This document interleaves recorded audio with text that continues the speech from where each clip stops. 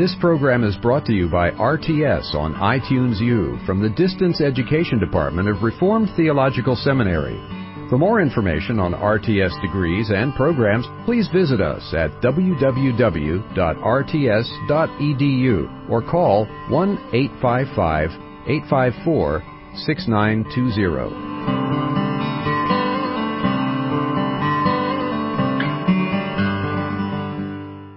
I want to talk about his stages on life's way. There's a book that he wrote by that title, but he deals with these stages in other books as well. And he says that basically each of these stages is what we would call today a lifestyle. It's a way of living, and as part of that way of living, it's a way of thinking too. So you find yourself in one lifestyle. How do you change into another lifestyle? Well, that's not an easy thing to do. He distinguishes three of these lifestyles or stages, the aesthetic stage, the ethical stage, and the religious stage, and then he divides the religious stage into two, religion A and religion B. The aesthetic stage is uncommitted, irresponsible, dedicated to pure enjoyment, and therefore entirely selfish. You probably had a roommate in college like this, huh? No, I'm just kidding. Probably you wouldn't, but some of us did. But there are an awful lot of footloose folks in the world, and a lot of them are on college campuses. A lot of them just don't know what they're doing. A lot of them have graduated from college and they're still living in their parents' basement, and they have no idea what they're going to do for a living. All they want to, but they're pretty sure they want to have some fun. So they're uncommitted, they're irresponsible, they're easily bored. And if you say, you really ought to take a stand for this, maybe a political principle, maybe religious faith, something like that, you need to take a stand on principle, they'll say, no, that's boring, that restricts me, that keeps me from doing what I want to do. Sometimes these folks are kind of charming, but they can become diabolical, manipulative in wanting to get their way all the time. But this way of life cannot be ultimately satisfying. People sometimes live this way for many, many years, but there is a tendency for people to get tired of it, to grow weary, to be full of self-disgust, to say to themselves, is this all there is in life?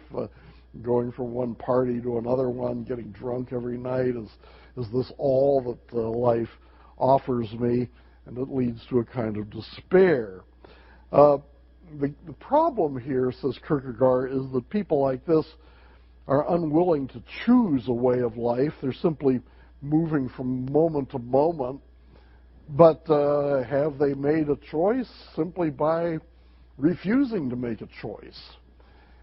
At any rate, it's difficult to turn this around. But there is another way to live, says Kierkegaard. There is the ethical stage.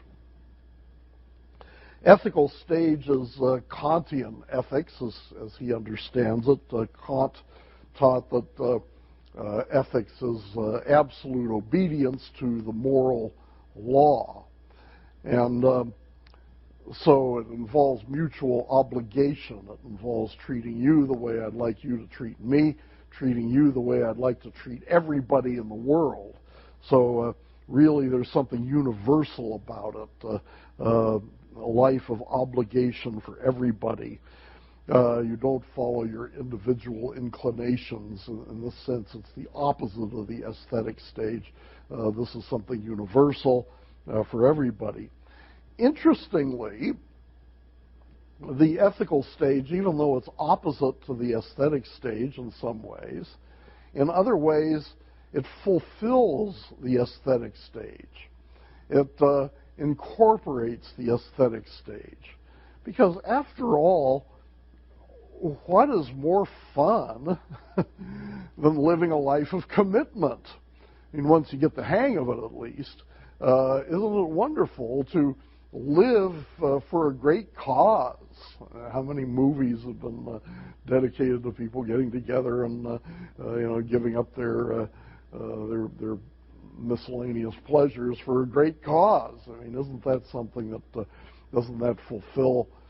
So, in a kind of paradoxical way, the ethical stage is against the aesthetic, but it also fulfills the aesthetic. And that, frankly, in Kierkegaard's anti-Hegel, but frankly, this begins to sound a little bit like Hegel, because Hegel thought that when you move from one stage to another, the higher stage negates the lower stage, but the higher stage also fulfills the lower stage. Remember the three meanings of aufheben, to preserve, cancel, and fulfill. Well, so in the ethical stage, you find your duties based on your station in society. However, there's frustration here. Just as there was frustration in the aesthetic stage, there's frustration in the ethical, and in the ethical stage, the frustration is that we don't have the power to keep the moral law. We try so hard, but we can't do it. And isn't that what the New Testament tells us? Isn't that what your preacher tells you every Sunday? You don't have the power in yourself to do this. So, but there's an alternative, okay? There's another lifestyle that meets that need, and that is religion, okay? And religion gets us talking about the grace of God. It gets us talking about God's provision for us. There is, first of all, religion A, however. And you have to distinguish between one kind of religion and another. They're not equally okay. Religion A is the kind of religion that you find in the Danish state church. And this includes all forms of religion that are formalized and fall short of true faith. And this includes paganism. But it also includes some forms of Christianity. And Kierkegaard, comes pretty close to equalizing formal Christianity with paganism. There's a very controversial section in his concluding unscientific postscript where he says that the pagan who prays with passion to a false god and the formal Lutheran who prays to the true God without any passion are equal in a way. That's a little bit, Kierkegaard has been criticized for saying that there's really no distinction between a false God and a true God. That's not what he's saying. He makes very clear that in his view the pagan is praying to a false God and the Lutheran is praying to a true God. But he is, equalizing these events. He's saying that this passionless prayer gets you no farther than paganism. So that's religion A.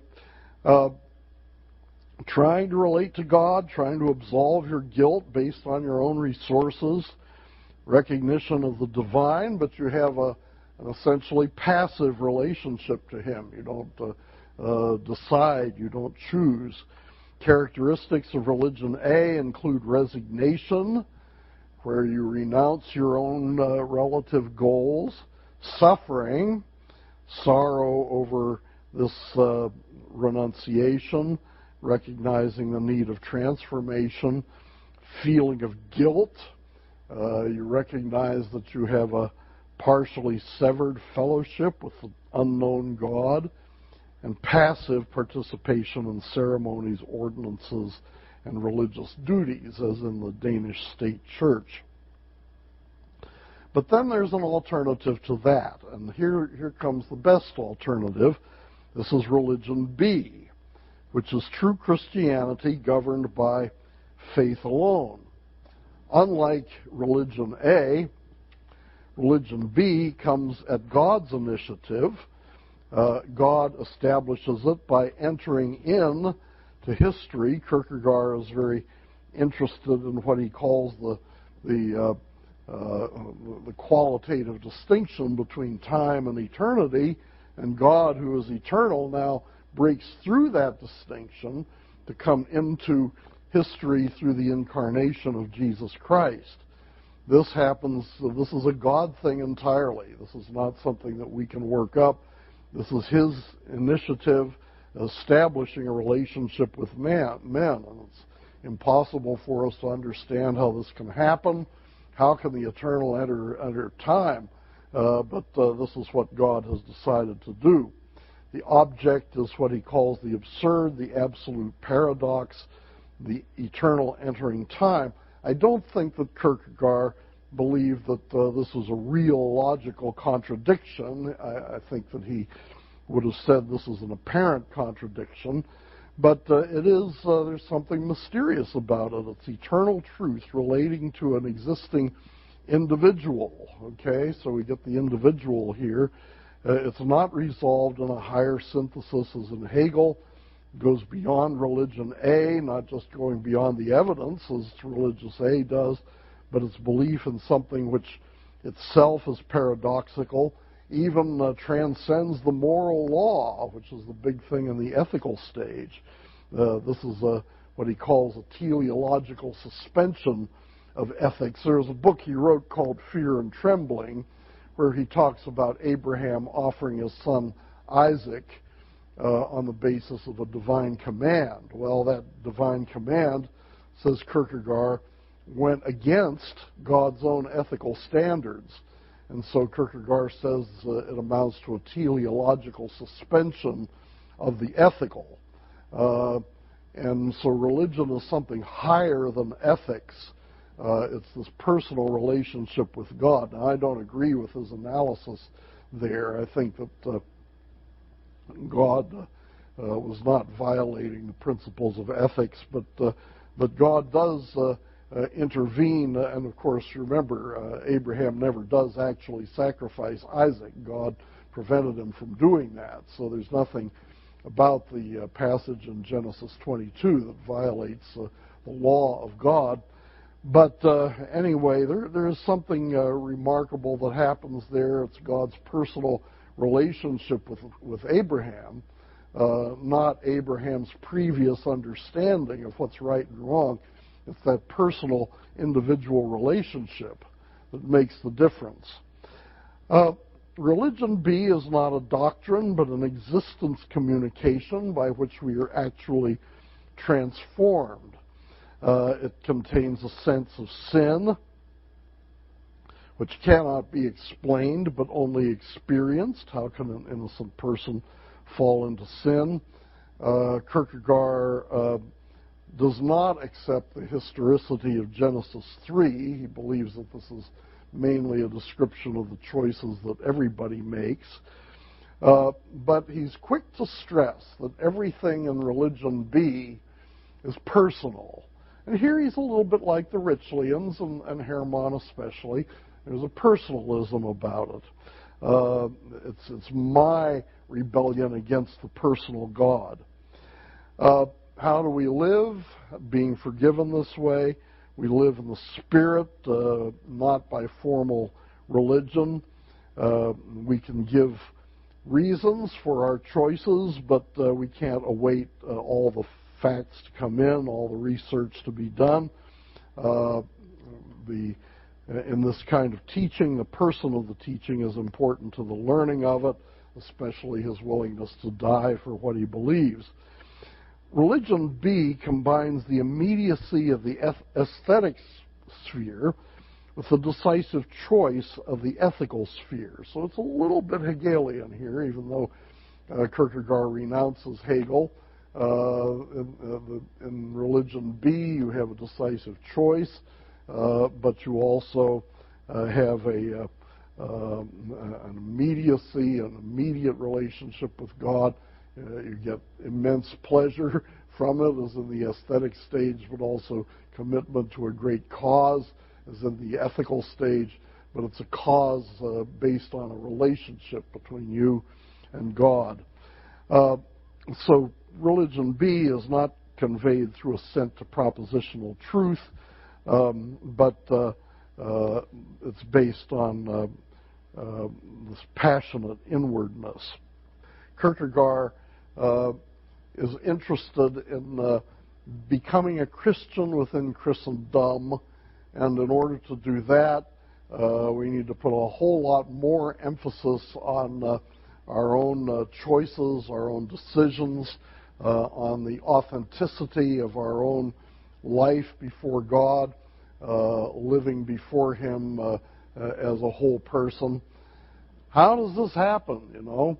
How do you change from being aesthetic to being ethical to being religious and to being religious in the right way? There's really no logical argument that will take you from one to the other, because these are not just intellectual positions. These are lifestyle choices. And each one of them affects the way you live, the way you think, but everything that you do, it affects your evaluations. And if I say to my aesthetic friend, if I say, well, you shouldn't be living for pleasure alone, that's not ethically right, he might turn to me and say, who cares what's ethically right? I'm interested in what's fun. So his evaluations come from his own lifestyle, just as the ethical person's evaluations come from the ethicist lifestyle, and just like the religious person's evaluations come from the religious lifestyle. So you can't, in a way, argue a person from one lifestyle to another. There has to be a radical kind of change. And yet, people do make these changes. I mean, people sometimes go to college where they're footloose and fancy-free, and then 20 years later you come to a class reunion, and there the guy is a CEO of a major corporation and living to be a benefactor to the poor. Well, sometimes there's no figuring out how that happens. Kierkegaard's idea is basically that it's the work of God, at least in bringing people to religion B, which is true faith. It's the work of God. It's God's grace. It's only God who can transform us from within and transform all our habits and all our evaluations, our lifestyle, our thought, everything like that. So I think Kierkegaard is actually pretty good. I mean, in Reformed theology, maybe it's a problem that Kierkegaard was a Lutheran rather than a Calvinist, but in Reformed theology, we have ways of dealing with this, you know. In Reformed theology, we have well, I'll put a triangle up on the board, even though you may not be seeing it, but at the top of the triangle, the N for normative perspective, the S for situational perspective, and the E for existential perspective. And the N represents the law, and the situation represents what God has done in history, the work of Christ for us. And then the existential perspective is what the Holy Spirit does in our hearts. And I think maybe Kierkegaard's concern about traditional Christianity is that there's an awful lot of law there and an awful lot of talk about historical events, but not much focus on the existential, not much focus on what happens in the heart, not enough focus on the direct relationship between God and ourselves. And I think really that's essentially the answer to Kierkegaard's problem of how you become a Christian within Christendom. It's essentially the Lord Himself who turns people from being nominal Christians to being real Christians. And of course there are ways, we're told that there are such things as means of grace that the Holy Spirit uses to draw us into a more vital relationship with Christ. There's the Word, the sacraments, prayer, and fellowship. And the church can focus on those things, but not just as a way of maintaining tradition, but as a way of nurturing believers with a very, very careful understanding of what it means to to meet the needs of people who are coming to the worship services.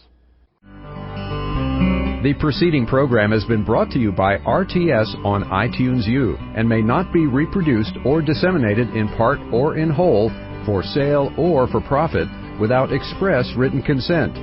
For more information on RTS degrees and programs, please visit us at www.rts.edu